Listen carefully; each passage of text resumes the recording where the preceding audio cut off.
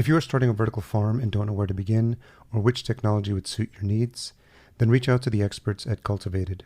As indoor farm brokers, they help connect you to the right technology and ensure your project is successful. Best of all, their service is free because they work on behalf of their partners. Visit cultivated.com to learn more. And that's spelled cultivated.com, or click the link in the show notes. So I think that we're going to be a game changer in the vertical farming space. And I say that for a couple of reasons. So yes, you've got your what I call industrial size guys in vertical farming, both as well as the venture capitalist money, where they're putting it in vertical farming. It's all these, kind of behemoth implementations, right?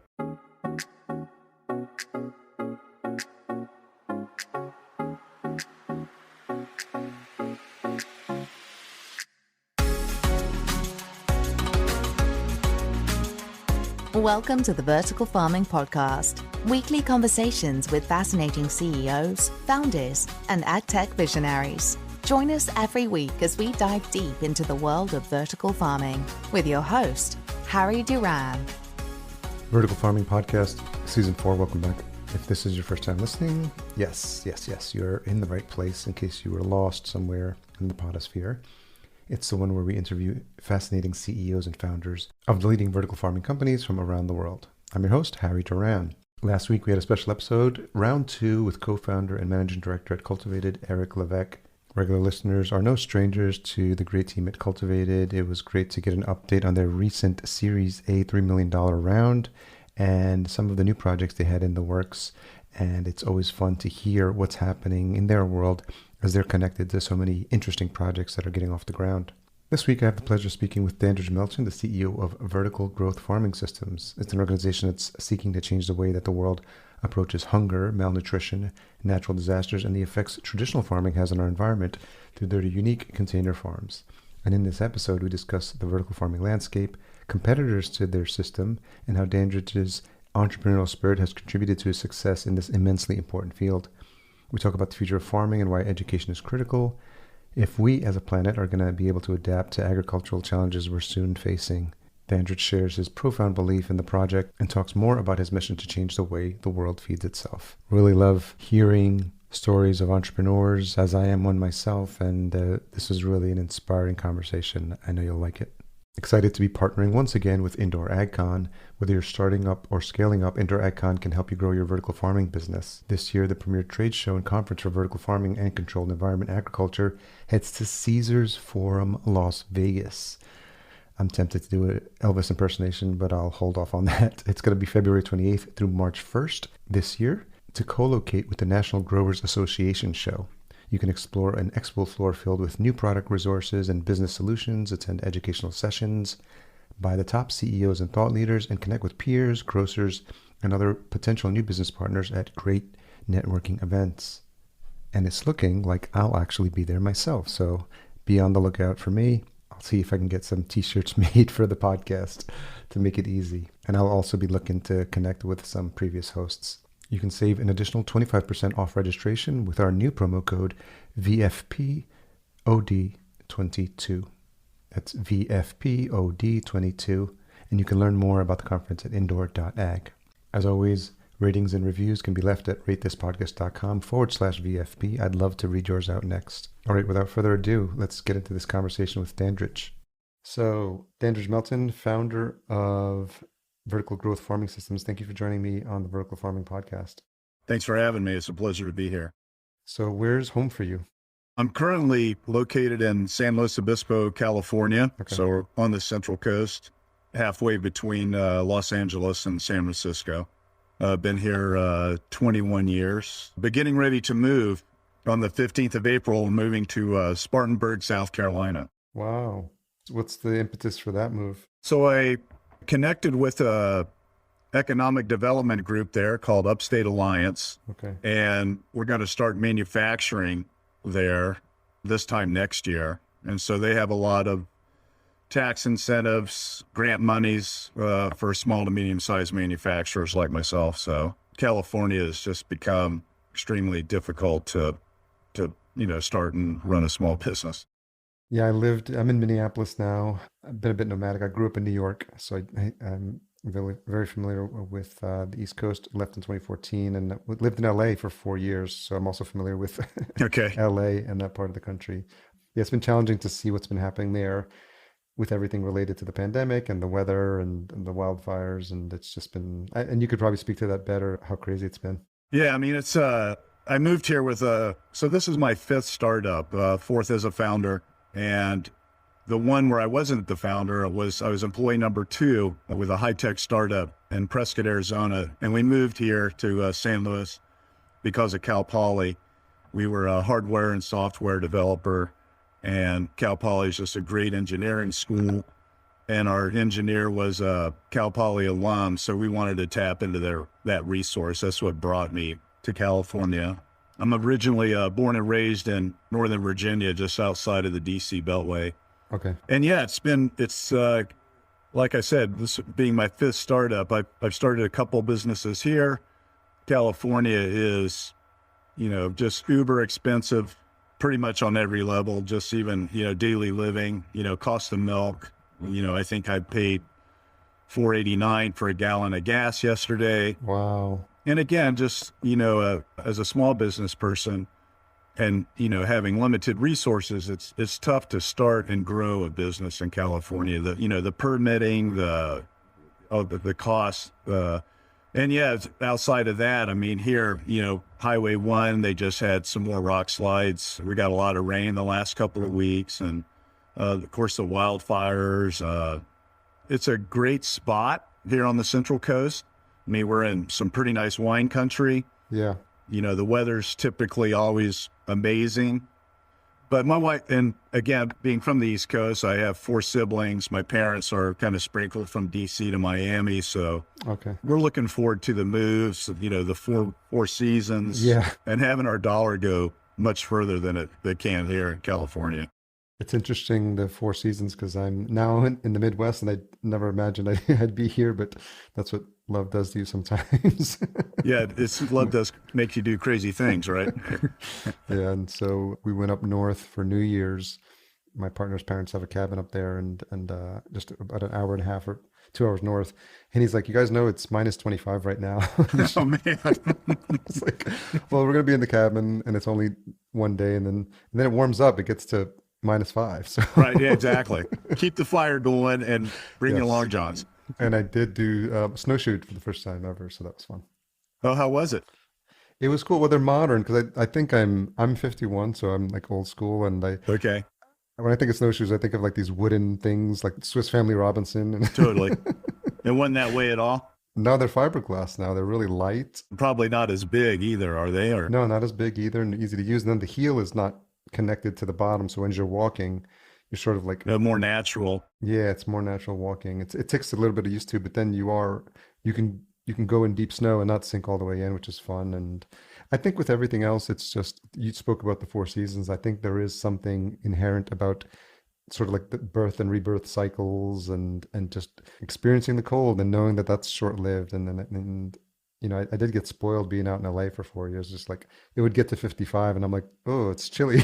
No, totally that. I feel you on that, Harry. Just that kind of rebirthing, it's just kind of, the seasons. I mean, there's a reason we have seasons. Yes. And, it's amazing summer here, like, 360 days of the year. And of course we were thankful for all the rain we got the last few weeks, but, we're still in a drought. We need so much more water to fall. There's not a lot of rain on the forecast. And this is our rainy season right now. So, just hoping, praying for more rain. Yeah, it feels like that's always the conversation. I just remember like living there, and you take it for granted growing up on the East Coast that just rain is normal. Like it just rains every now and then when you get there and you're like, it hasn't rained in like 3 months. It's crazy. Right. And you get one day for like 2 hours and you're like, everyone's tweeting about it. And it's extreme weather in California because people go on social media. Yeah, that's the only rain you got to get for the next 3 months. Yeah. Or an earthquake too. I experienced a sustained tremor, which was like really interesting. if you've never been through one as well. So Yeah, I've been through a couple now that I've been here. Yeah, unless you've lived through one, it's one of those experiences like you can't really, verbally tell someone like the experience until you've actually, lived through one. And then it's like, holy mackerel. That's, we certainly didn't get those in Fairfax, Virginia growing up. it's a weird, you're right, because you cannot explain what it's like to be sleeping in bed and just have the floor start shaking and realize that you can't do anything about it. You just have to like hope. We're just wondering like, how long is this going to last? And I think it was maybe 20 to 30 seconds. It's just a long time. Yeah. Oh, it is. I think the Yeah. first one I experienced was 2000. I was down in Costa Mesa with our engineer, and I was sleeping at his folks' house. It was probably, 1 or 2 in the morning, and I woke up to that whole thing. Bed was shaking. The artwork was kind of doing the back and forth. Wow. And yeah, then, what do? Do you stand in the doorway? Do you Yeah. go for an interior room? I actually stood in the doorway, and then I went to the front door, which is like apparently a no-no, right? You're putting yourself at risk kind of doing those things. But yeah, it's just a phenomenon that unless you kind of witness it yourself, it's hard to describe. Yeah. So when did you first get the entrepreneurial bug?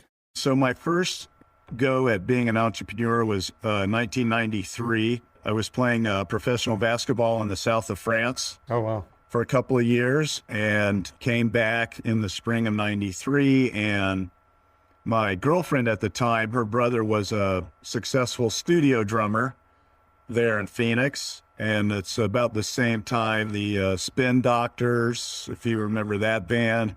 Yep. I'm 59, so we're not too far apart in age. Yeah. So the Spin Doctors had come out of Tempe, so there's a pretty nice music scene going on. And he said, hey, I got a great idea for a business. It's a place for bands to practice. Okay. And he took me to where bands were currently paying to practice. And I said, well, I can do better than what's currently being done. And I started with a 15,000 square foot building. And when I sold it, I had over 262 bands Wow. practicing there. I had I was there 2 weeks, and the band Megadeth showed up, and they paid my rent for the first 6 months. Oh, that's awesome. I should have asked them for twice as much. And then Dionne Warwick Oh, that's nice. and UB40 Oh, cool. practice at my spot. Very cool. And then mostly, they were all, for the most part, just local, guys that had a day job that, want, the aspiring professional musician. So that was my first go at that, at being an entrepreneur. And then I hooked up with this startup company in Prescott, northern Arizona, and that's what moved me here. So that was my second. I was employee number 2. That was Slow Veg, right? No, that was my third go. My third Okay.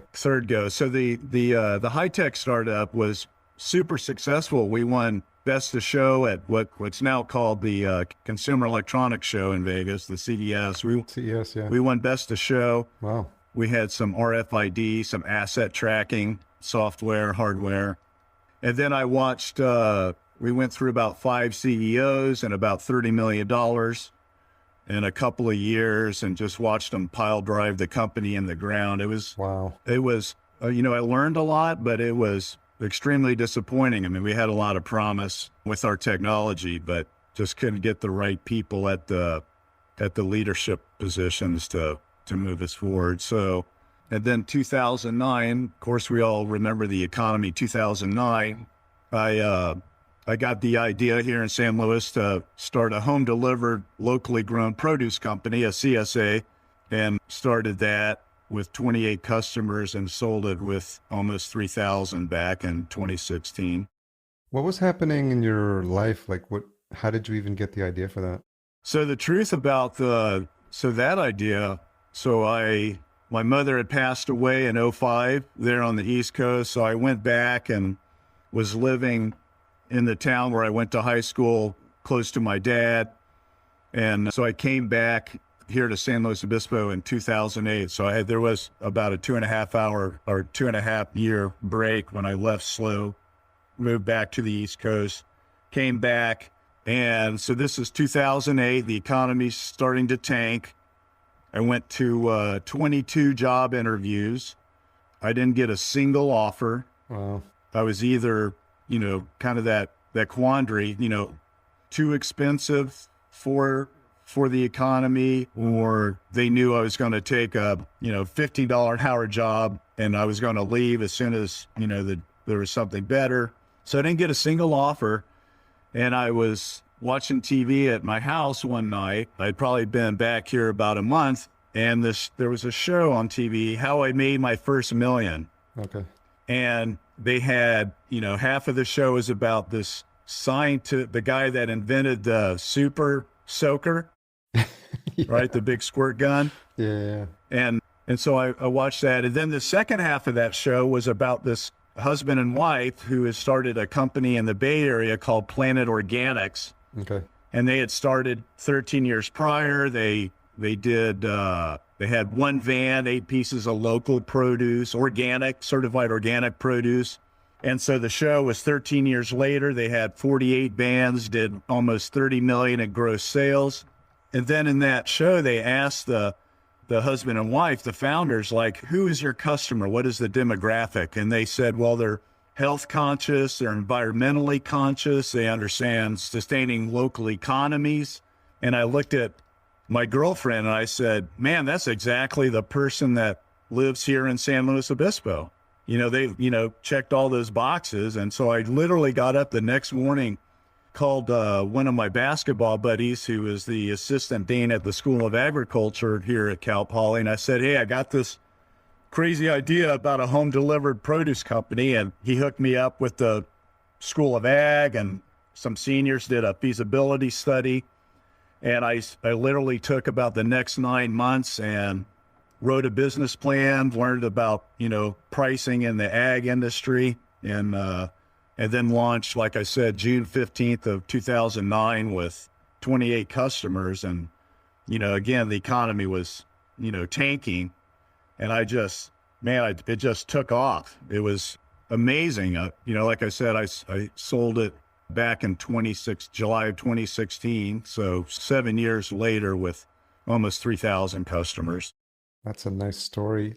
What I love is sometimes how the threads of connections, you don't necessarily understand them when they're happening. And you mentioned one of your teammates from the basketball team ended up being the person that you reached out to when you had a question about it, because he happened to be in a position that would be helpful. And I don't think you'd ever imagined when you went to go play basketball there that you'd be building relationships that, would be beneficial and be helpful for you sometime in the future. Yeah. I mean, it's, so I have learned this about, the pickup, playing hoops in the pickup gym, right? It's like every genre of occupation is represented, right? You got your brain surgeon, you got your HVAC guy, you've got your lawyer, your plumber, your, restaurant owner, barber.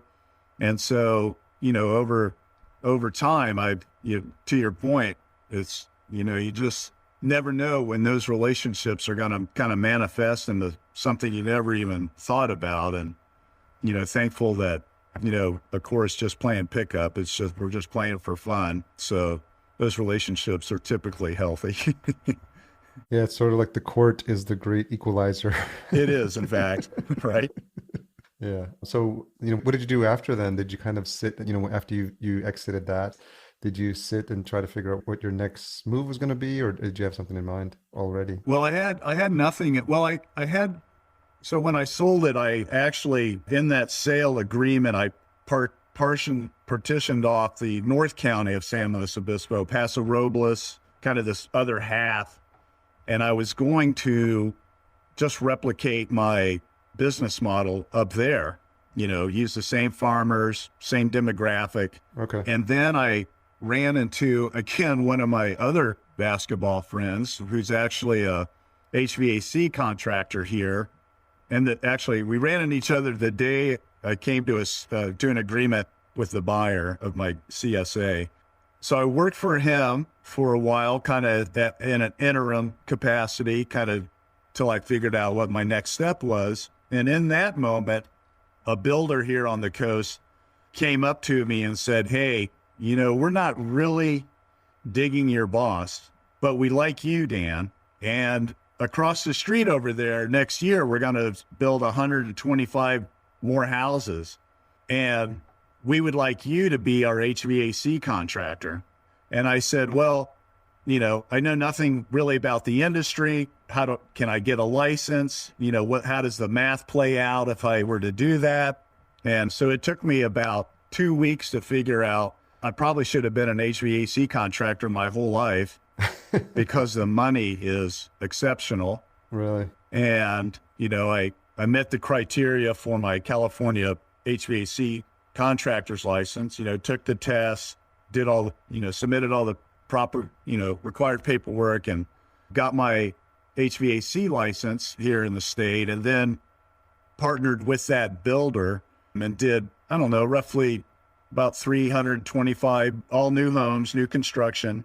And about a year into it, I realized though I really enjoyed the cash, I wasn't having any fun doing it. It was, like Model 1 is Model 1 for the whole subdivision. Yeah.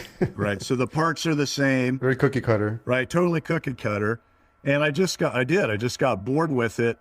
And then at that point, I knew just within myself, I needed to start looking for something else. And I had gotten the idea about this vertical farm about 4 years ago. And so I met my contractual obligations with the builder and said, hey, I'm going to move in a different direction. And so, this month makes 2 years I've been working on this current endeavor, my fifth startup. Do you remember when vertical farming came on your radar? I do. It was, again, back when I started my home delivered produce company here, I had one of my customers come up to me, and she was actually a rep for a product called the Tower Garden, which I'm sure you're familiar with. Yeah, I've heard of it. Yeah. So it's kind of it's about a half of a wine barrel made out of plastic. That's the reservoir.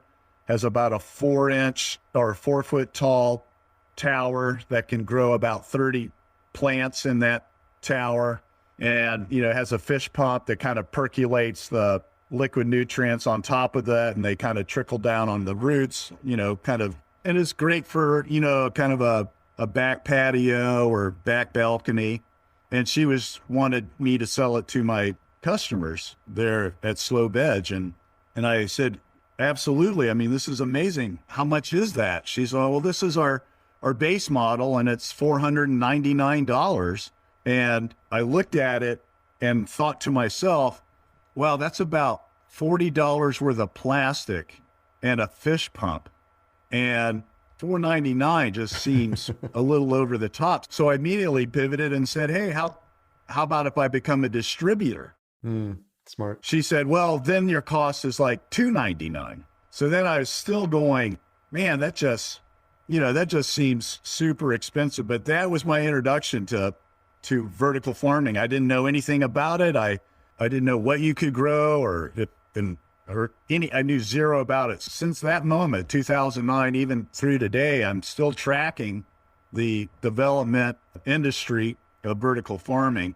And then again, about 4 years ago, I just the light bulb went off in my head, and it's like, man, as you well know, it's, in shipping containers, it's a controlled environment, or it's repurposed warehouses and urban environments, which are all magnificent, but they have some limitations, right? The that control environment just mandates a substantial energy requirement to manage the heating, cooling, lighting, hydroponic components. I mean, it's on the grid. And so I got the idea, like, man, why can't we just kind of take the, solar, hydroponic, vertical, and kind of put those parts and pieces together in a really dummied down fashion, to get to the guy that, lives somewhere that's not getting good food, but isn't close to this urban environment or close to the grid. Yeah. And did any of the experience in HVAC help in terms of like on the mechanical side? I'm just curious about that. No, so I actually am currently still part of, so Cal Poly, again, they have what they call a hothouse and incubator program for, aspiring entrepreneurs. But in parallel to that, it's supported by the Small Business Association called the Small Business Development Center. So that runs in parallel to the incubator hothouse. I applied for that January last year, got accepted. And so I get all those Cal Poly resources for free. Oh, wow. And so last school year, I had 7 seniors and 3 PhDs helping. I had 5 industrial technology students. Wow. Plus the department chair and another PhD. So they've given me like 40 pages of white paper to tell me exactly how this production, we're going to come in the front left corner of a warehouse, and it's going to be just a blank 20-foot shipping container, and it's going to move around the interior perimeter, and it's going to come out the other front corner, ready to ship. And so, that information would have, if I had hired an engineering firm, would cost me, $100,000. I got it for free. The kids got a great experience, putting it together. And then I had 2 more students kind of on the entrepreneurial, on the business side of Cal Poly that did my websites, started going down the path with kind of that social media.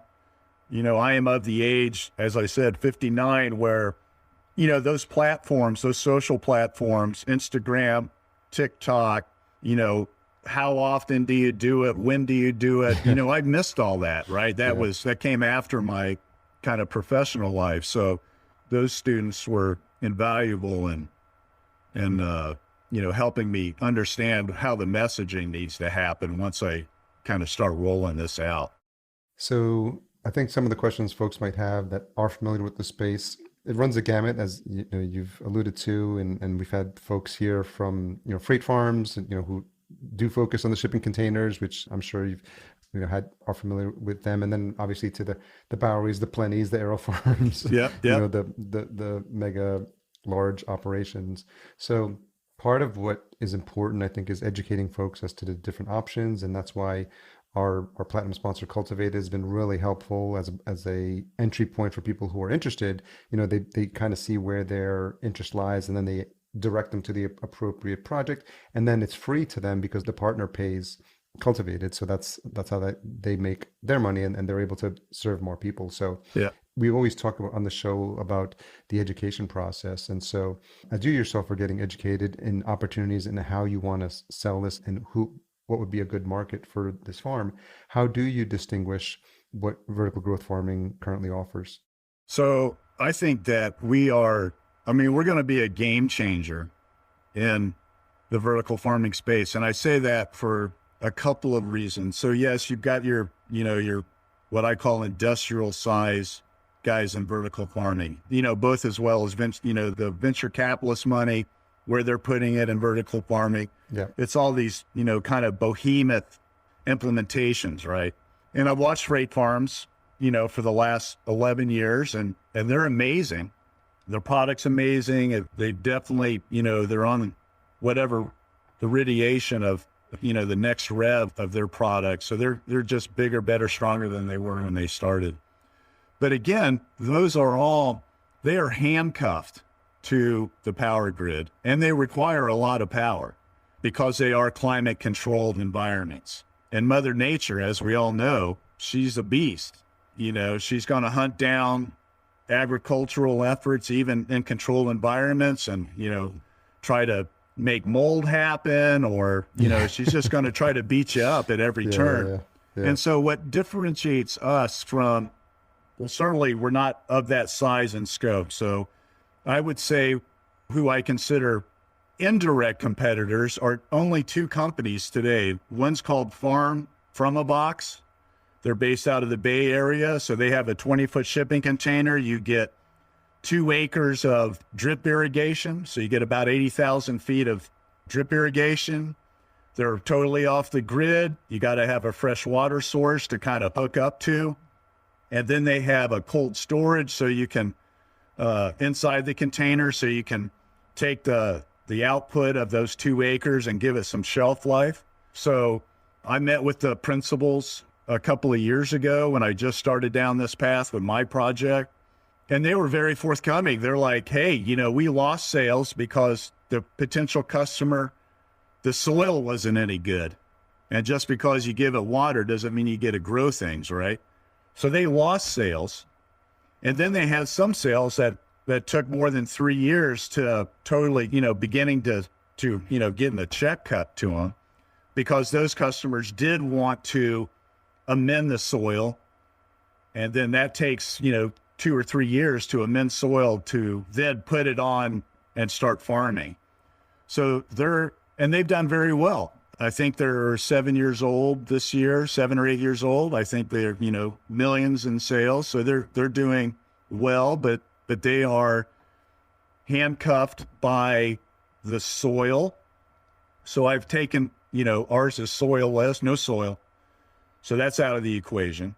And then the other, who I just found last summer, was Farm in a Pod. They're currently based out of St. Croix, U.S. Virgin Islands, and they actually are an aquaponic vertical farm.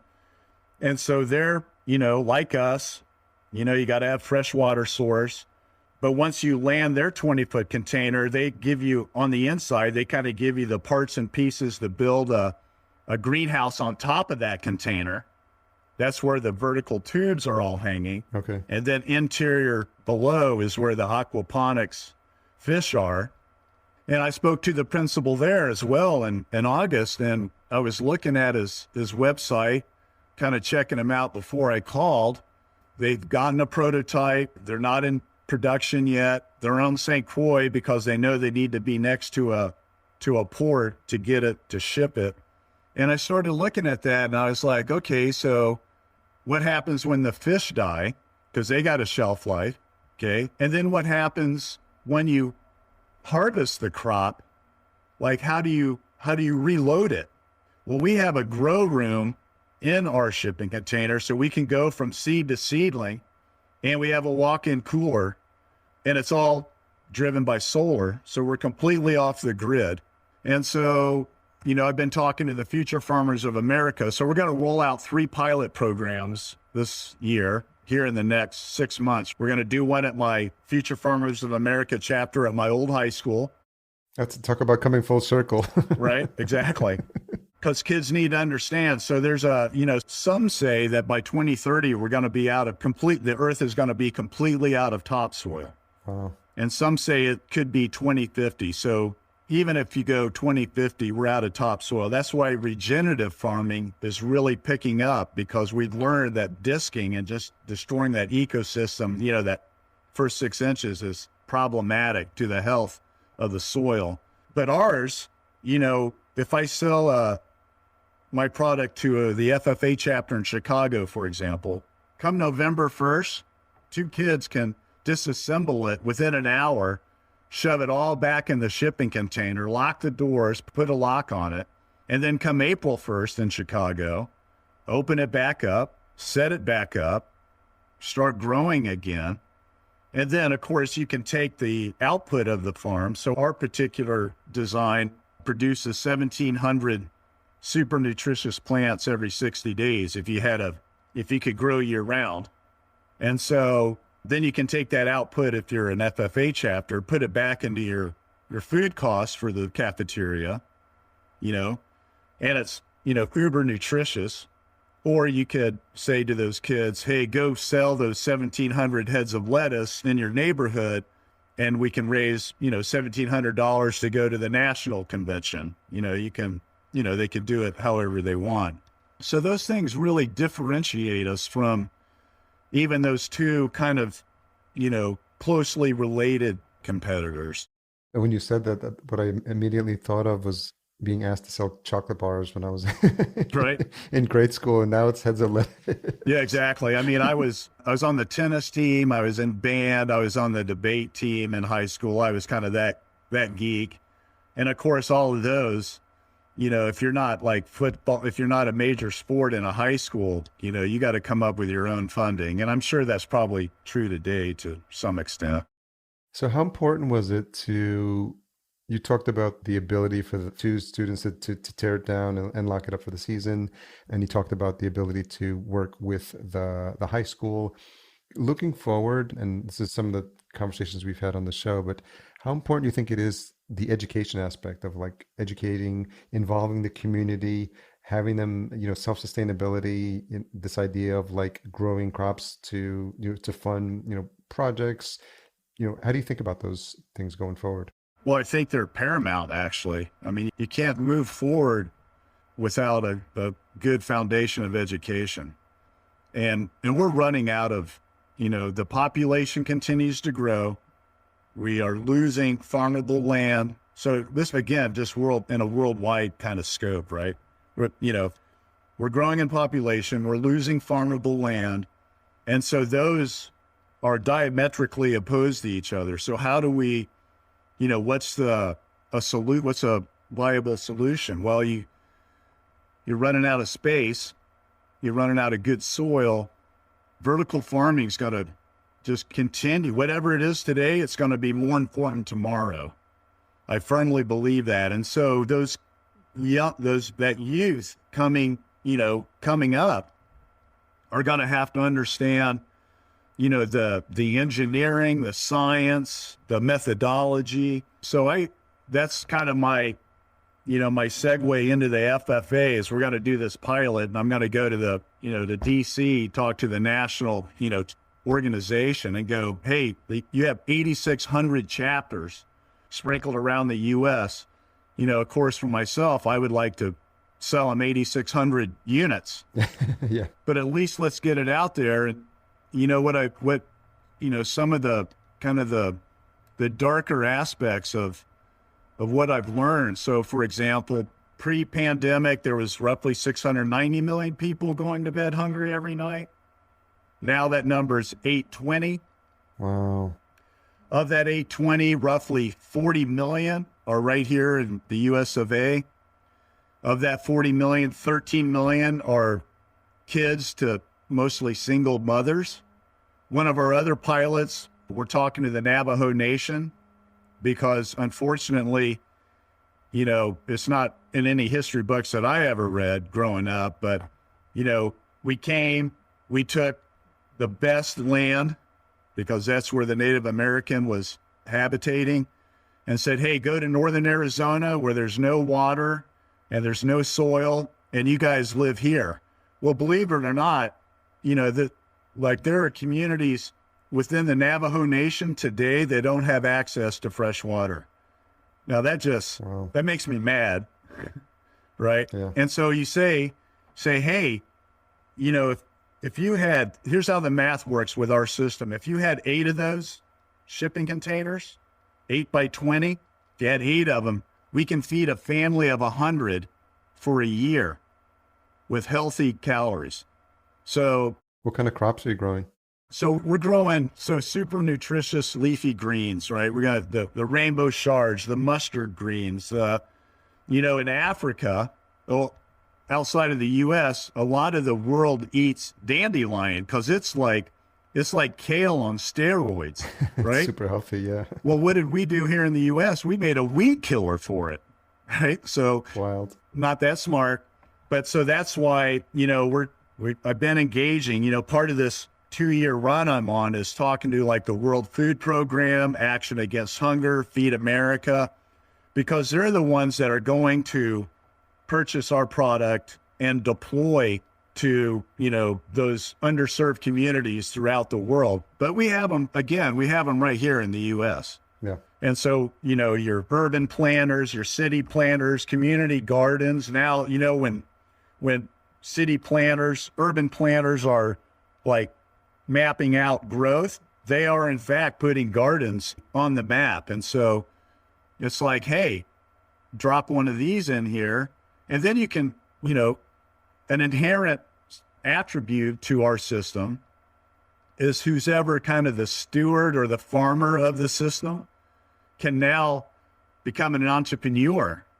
If I were to tell someone in Kenya, okay, we're going to teach you, educate you, service and support you, and and you're going to grow 1,700 heads of lettuce every 60 days, you only need so much for your family. So what are you going to do with the other output? Well, you're going to barter, trade, sell, and you're going to raise your own economy by participating in, the farming of our system.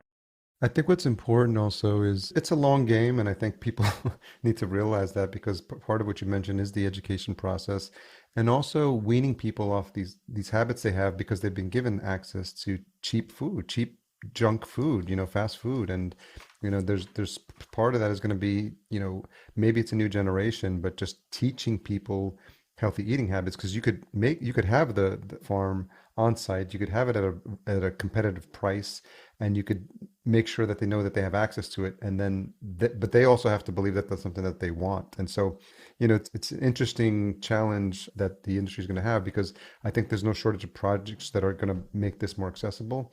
It is education.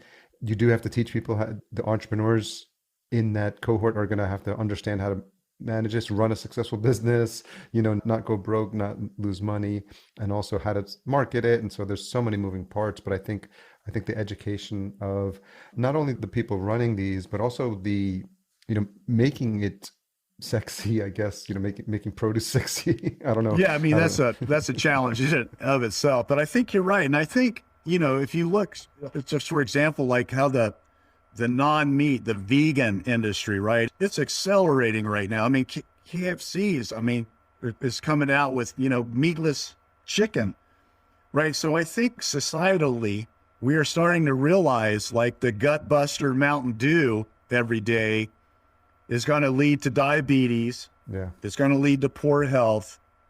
Let's not, but again, that comes at an early age, right? That you got to teach kids, like, hey, instead of, grabbing for a Coke, you need to be grabbing for just a good old glass of water. Yeah. And if you want to eat something, eat a piece of fruit and not a Snickers bar. So I think that's happening at it's a low rumble right now, right? It's percolating, but it's going to be key to, as we move forward, for kids to understand, like, hey, you can't just go plant some more food. You just can't. That's not an actual remedy to, feeding. And so, what are the remedies?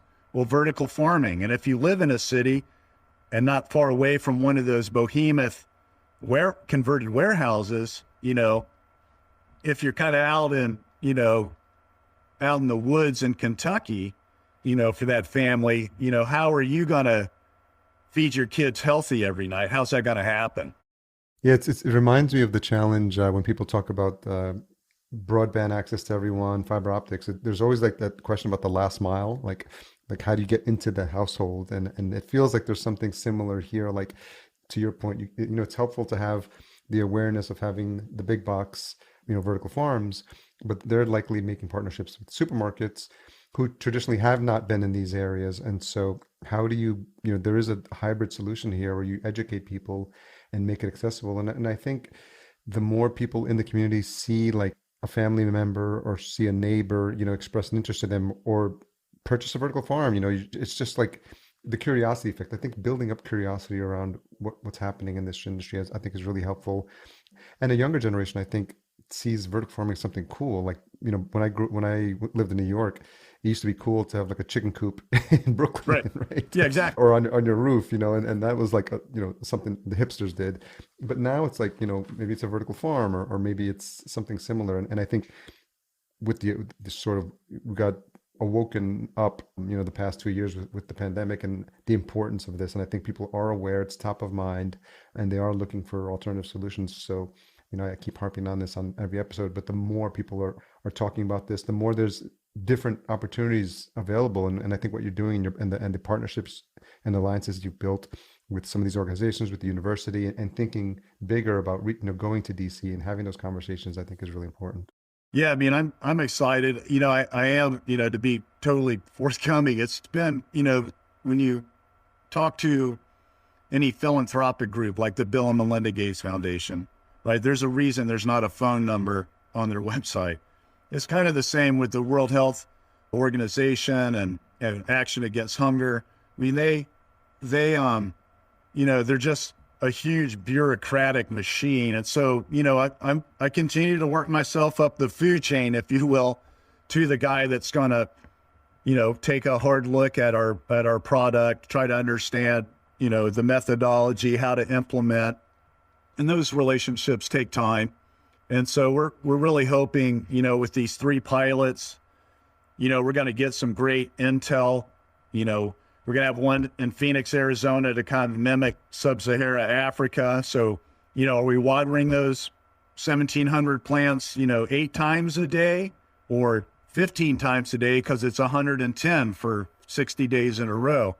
And then what plastic parts are problematic? And, so we're going to get some good intel from, having those being deployed.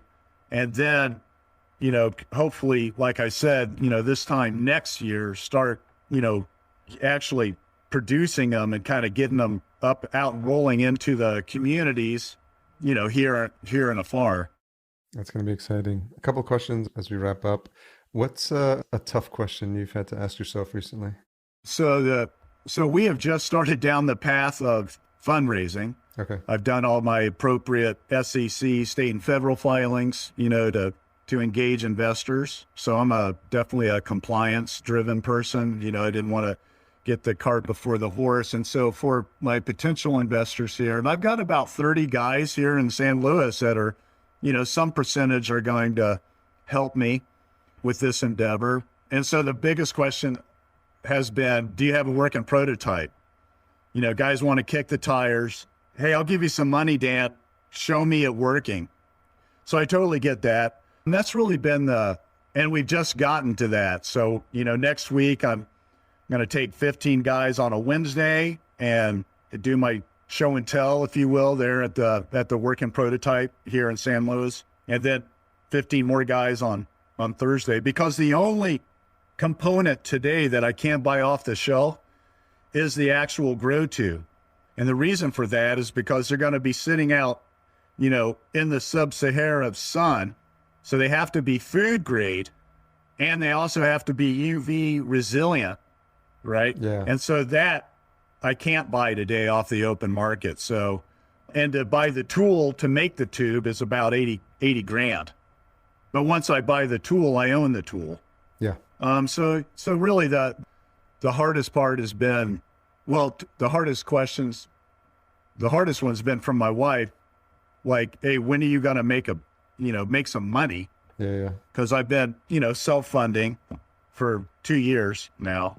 So thankful for her and her support for sure. And then the other one's like, hey, when are you going to have a working prototype? You gotta show us, you can look at this amazing little 45-second video I have of the kind of the system, which looks great and is very, telling in the 45 seconds. But, again, it doesn't prove to a potential investor that, hey, this is a viable product. So, yeah, I think having them on the ground and kicking the tires and, working with what you have and being able to touch it, I think is really puts the real use case in front of their eyes, and they can see the application of it, and then having you describe how it's going to work. So maybe just related to that, since you have the stage, is there an ask of this audience that you have?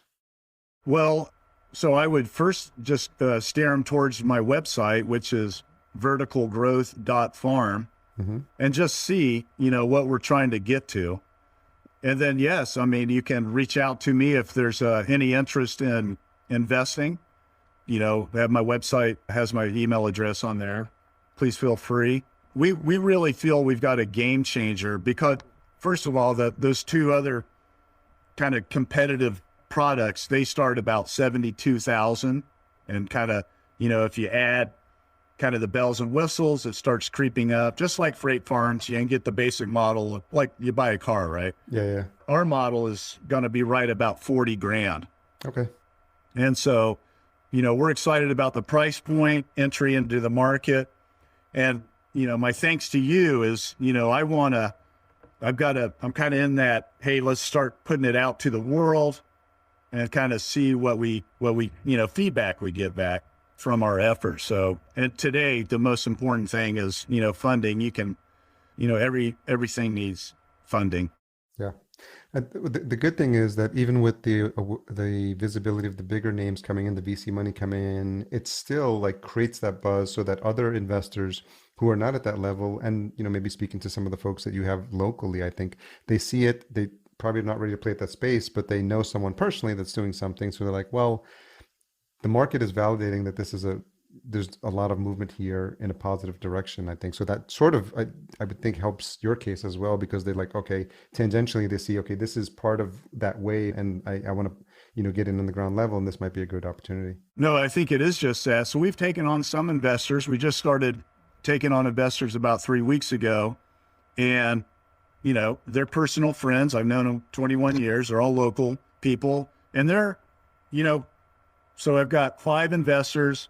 3 of them are just really into it for the purpose of it, right? So that's your social impact investor. They're not really they want a return, but they're doing it because they know the world needs help, and this can help the world. Yeah. And then you have, a couple of them are like, yeah, this is pretty amazing. And there's a lot of money in the space to be made, and you're early into the space. We want to kind of ride those coattails. And I think both are equally, valid, of course, but we're definitely going to be more of the social impact investor. We're going to, if you look at our financial projections, we're at about 80 million 7 years from now. Again, at 59, I'm going to exit. We think we can take that, the stock today is being offered at 80 cents. I think 7 years, it could be $8 to $10. Of course, that's all speculation, right? That's the truth of it. But I think a majority of our investors are going to be that social impact, like, hey, this is really a good thing, and it's going to do a lot of good. How can I help support it? Yeah. Well, Dana, for the listeners' benefit, we connected on originally LinkedIn, right? It was.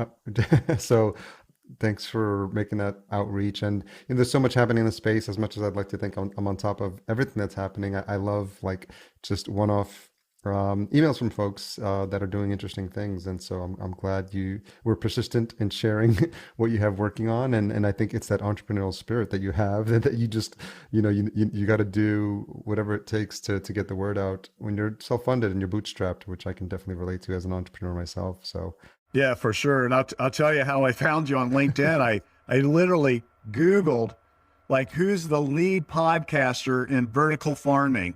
And Harry Duran. It's like, okay, yeah. Who is this guy?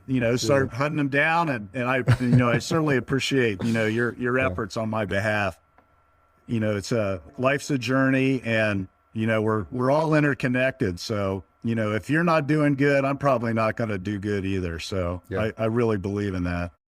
Yeah, there is a rising tide lifts all boats aspect to this, which I think is helpful. Yeah, absolutely. So verticalgrowth.farm. Yep. .farm, which is a great URL, by the way. So congratulations on snagging that. That's a nice one. And so we'll have links. Obviously, any resources that were mentioned here, we'll pull them together in the show notes as well. And the contact information to reach out to you is on the site as well? Absolutely. Okay. Well, I appreciate you sharing your story and your entrepreneurial journey and everything you're doing for the vertical farming community. I think it's really inspiring and hopefully gets other folks inspired to understand that you don't need a tremendous investment, and there's room for you if you're just looking to get your feet wet, just get started. And I think this would be a good resource to check out. Yeah, absolutely. Thanks again for your time, Dan. Thanks, Harry, and Happy New Year to you and yours. Wish you, all the health, right? Stay healthy. And enjoy the Midwest as much as one can. I will. Take care. Thanks again to Dandridge for coming on the show and sharing his story. As always, full show notes available at verticalfarmingpodcast.com. Thanks to our Season 4 title sponsor, Cultivated. If you're looking for a vertical farm and don't know where to start or which technology would suit your needs, reach out to them today. Best of all, their service is free because they work on behalf of their partners. Learn more at cultivated.com, and that's spelled cultivatd.com. Just leave out the last E. Don't forget to sign up for the Indoor AgCon conference at indoor.ag. Save an additional 25% off registration with our promo code VFPOD22. Podcast production and marketing provided by Fullcast. Sign up for a free chat at fullcast.co. And as a reminder, if you're enjoying this show, please leave us a rating and a review at ratethispodcast.com/VFP. We'll be sure to read those out on future episodes. Until we meet again, here's to your health. Thanks for listening. To read the full show notes for this episode, which includes any links mentioned in the episode, as well as a full show transcription, visit verticalfarmingpodcast.com.